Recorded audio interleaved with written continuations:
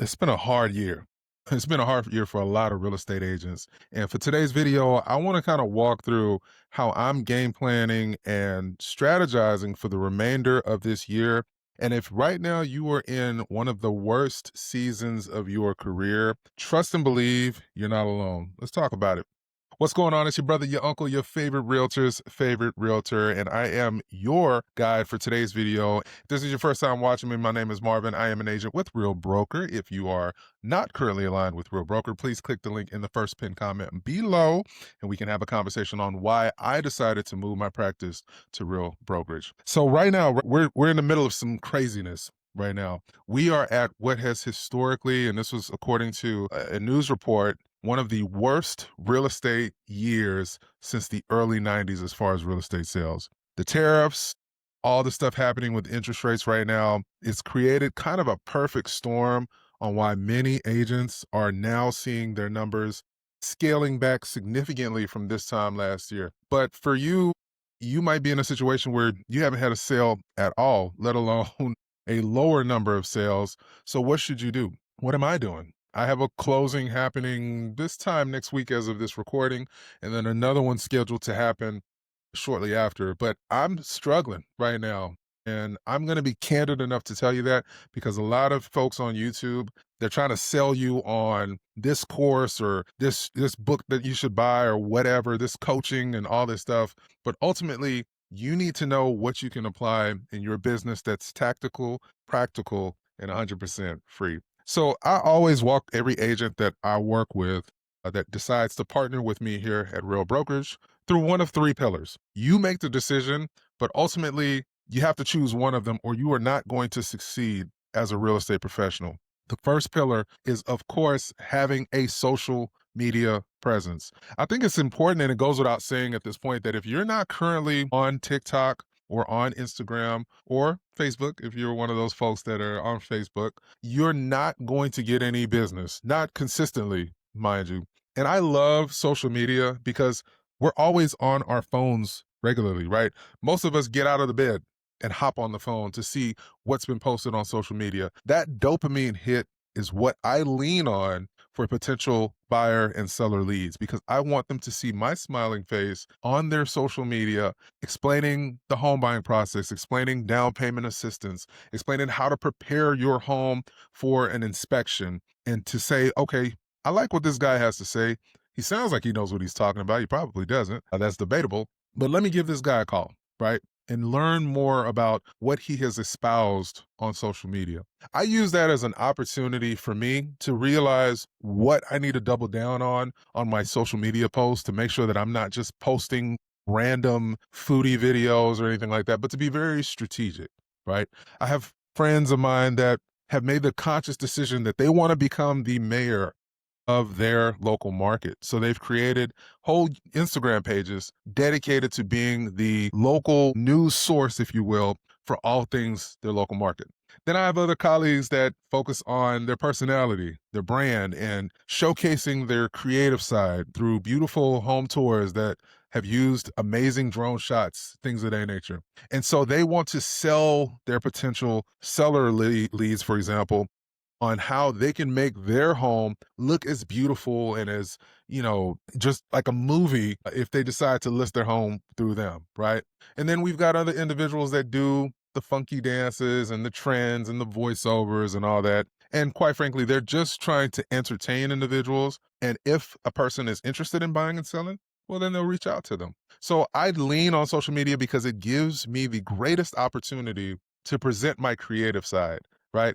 I'm low key a comedian, if you will. I consider myself pretty funny, right? Most folks that know me know that I have a comedic bone. And so I get to showcase that in some of my social media posts. When I'm talking with clients, I'm usually cracking a joke or two that breaks the ice. And that's how I get to separate myself, if you will, from other real estate professionals that are cold, dry, and just have a listing presentation or a buyer's presentation. People don't care how much you know until they know how much you care. And as cliche as that quote is, it's very, very tried and true for me.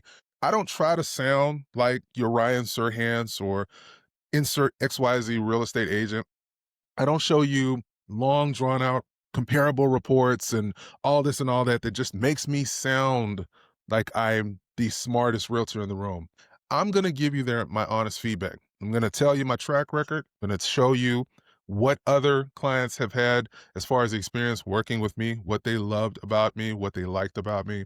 But ultimately, every scenario is going to be different, you know? And so I don't try to go into every client engagement, whether it's at the gym, talking to someone that's interested in potentially buying or selling, whether it's at church or wherever. I don't go into it with an expectation that they're going to work with me. I just present who I am. I tell them how to find me because, okay, again, I've really dug into having a level of significance on social media. On my TikTok, I got almost 20,000 folks. I don't know why, but apparently they like something that I've had to say on TikTok. And I allow individuals to do their own due diligence. That way, when they come and talk to me, then I'm simply filling in the gaps for whatever questions they had about something that I covered on social media. It's just like talking with other agents about alignment here at Real Broker. I can talk to agents that have really seen a need to separate themselves from their traditional brick and mortar scenario that they've been in. Or maybe they're a brand new agent and they're getting harassed by multiple brick and mortar brokerages. And I give them the real. I explain to them, hey, you're gonna get some pretty good training, but just remember that brick and mortar brokerage, you are the what's the word? You're the commodity, if you will. They don't care. I mean, they care whether you sell a home, right? But they want to depend on you being a consistent income stream for them month in and month out. That is brick and mortar 101. If you're paying a monthly fee, you are the cash flow, if you will, for that particular managing broker. And once I explain that to an agent, they get it. I tell my story. I say, the brick and mortar was cool, but I really didn't get anything. And then I realized, oh, they want me around because they win either way. If I don't sell a house, they get the $100, $200 per month from me that I'm paying, even though I haven't sold a house. And if I do sell a home, at minimum, it's 60-40 splits, 70-30 splits with ridiculous caps or no cap at all. And you just always pay a 70-30 split. So they win either way. And so I said, you know what? I'm telling that story and why I decided on a cloud-based model. It was EXP at one point, and then it became Real Broker because ultimately I want to tell my story. And I'm not trying necessarily to attract every single agent that's out there, but those that vibe with me. I'm not the first person to talk about Real Broker. I'm probably not going to be the last person to talk about Real Broker. Heck, I don't even know if I will be at a place like Real Broker 5 years from now. Who knows? But what I do know is I love where I am in my career and the team that I'm playing for. I love being there, right? And so that's the telling of my story, if you will, that applies to agents, but also to your buyer and seller clients. If you've owned a property before, you can talk to a first time home buyer. Heck, if you've never owned a property before, you can still talk to a first time home buyer and walk them through that experience. I'm not one of those agents that says you necessarily have to have lived in a home to sell a home because it's just like any other product. If you've never driven a certain type of car and you're selling a car, does that mean you can't speak to it? No, but you better darn sure know everything there is to know about that car to speak to that process and how the person's experience is going to be in that scenario and in that vehicle. But you just have to make sure that you have a presence on social media that's stalking for you 24 hours a day, 7 days a week. Now, before we go any further, I do want to say that I want to give you guys a suggestion to check out US Mobile. That is the cell phone provider that I'm using right now.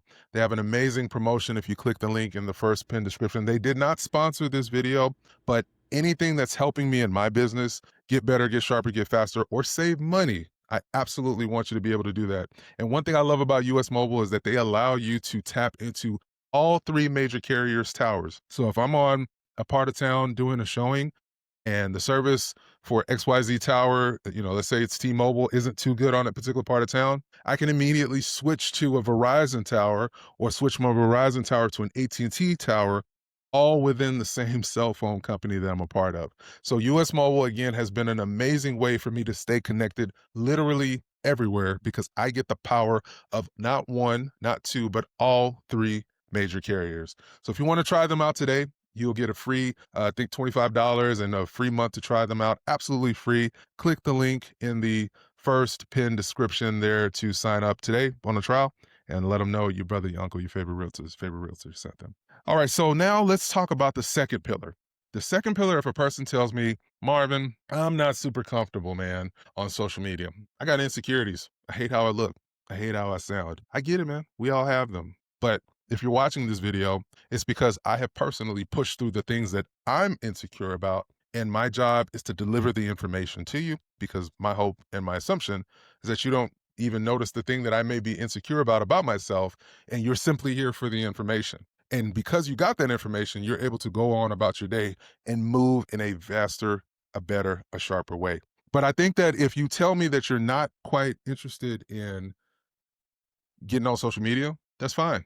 Well, you got to put your money where your mouth is. So now we're talking about running ads for yourself on a very consistent basis using a platform like it could be Canva or wherever. There's a ton of apps that are out there that you can tap in with. I'll show you one that I like to use, and that's Canva. So if we're looking at something like Canva, I just typed in the word realtor. There are a ton of templates that are here that if you have your own professional picture that you have done, you simply swap out the picture of the person that's here, the model that's here in the picture, and swap it out with yours. So once you've swapped it out with yours, right, now you take that new design that you've created with your picture, maybe of course adding a couple of interesting things to it, but a lot of them are already pre-done for you.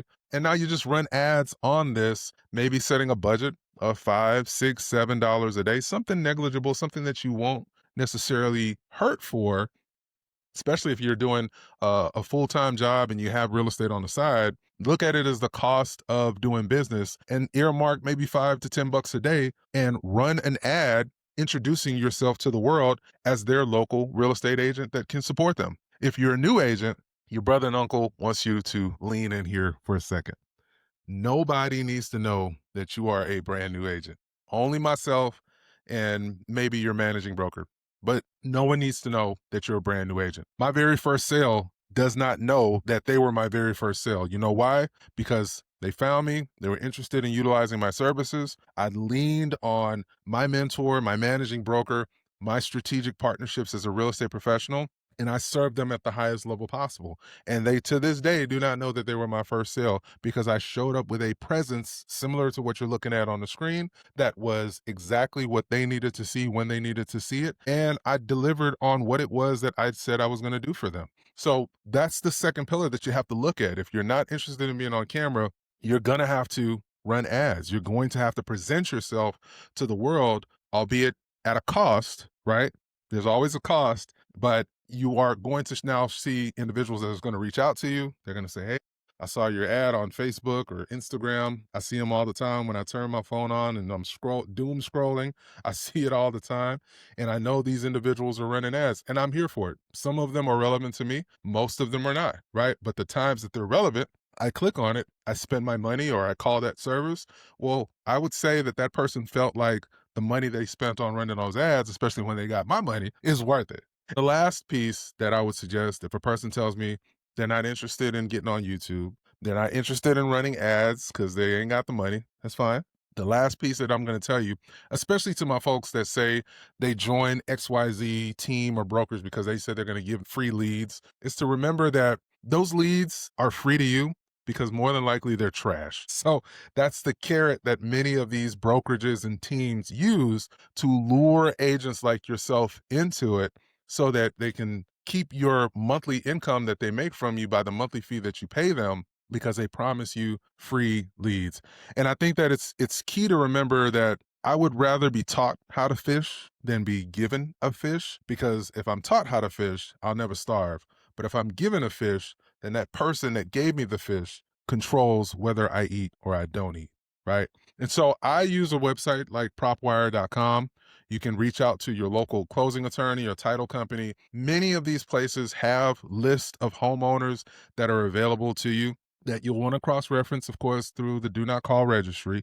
But many of them have a service where they provide all that to you because those closing attorneys and title companies want you to think about them when it's time to close on that business. And so I would be reaching out to these sellers that are provided or the homeowners that are provided in these lists that you can get again from a title company or a closing attorney, and lean on the fact that you are going to make calls every single day, whether it's just for an hour or two a day, and introduce yourself to these individuals and say, "Hey, I'm Marvin. I'm your neighborhood realtor. I noticed you have a property here on 123 Banana Street, and I think I might have someone that's interested in potentially buying your home if you'd be interested in selling." That conversation can be as simple as that. In many cases, you'll hear a heck no, I got a 2% interest rate.